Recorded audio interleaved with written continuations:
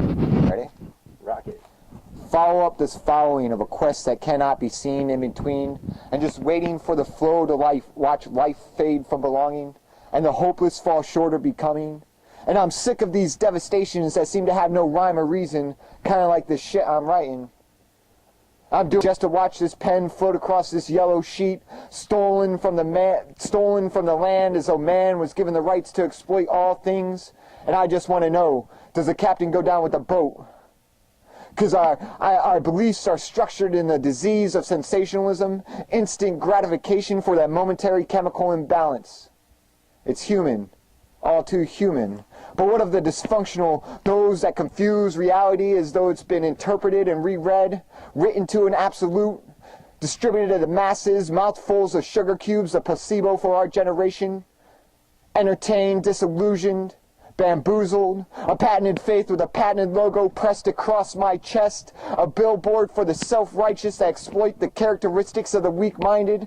They call us trendy fucking goose steppers, memorize the anthems and be mesmerized by the ritual. Don't worry folks, it's only $2.50 at the door, and don't forget the contract of your soul, forever on your knees chained to someone else's interpretation of morality.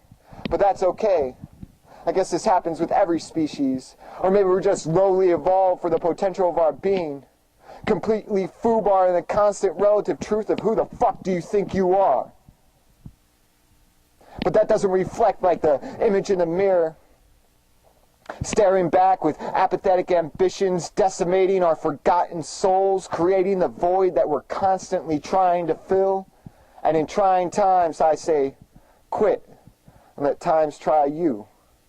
But now I'm back to one-liners that won't make a difference, like agitate to organize, or long live the whisper in the candlelit room.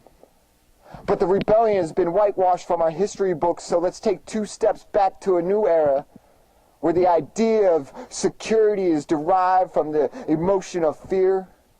And the question remains, with our flat screens and dishwashers, are we any more free?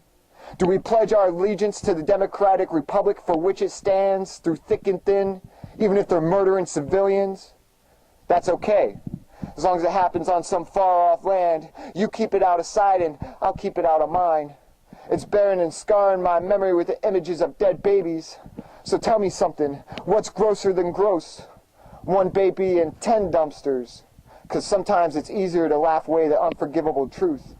It's a dynasty based on death, and we all get the benefit with satellite photography, X-ray caravans, images of you cooking eggs in your birthday suit, spread across the internet, an astonishing new speed. Hey everybody, look, it's 4G, whatever the fuck that means.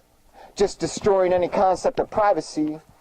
And wait, what happened to fucking technology for democracy? And where's my touchscreen during the Senate meeting? Shit, we got DNA tests in our first grade cotton swab tests. We had a corporate executive as a VP, dangerous at 12 gauge, put him in combat, bet you he runs with his tail between his legs. We got choice point following every average Joe.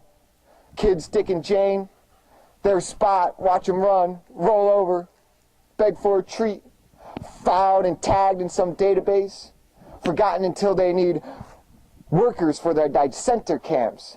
Systematically selected by the color of their aura, radiated and penetrated by some new technology. They call it a mood ring. It changes colors with the chemical impulses inside your head. Thought control has been happening since the beginning of man. We just made it better with a little help from Hitler. And the tumultuous efforts of the Romans paved the way, and they'll have to follow. But I'd rather resort to some childhood memory, gather a few friends, and march my way down that yellow brick road. All the way to the illusion of power, heckle to the point of disarray.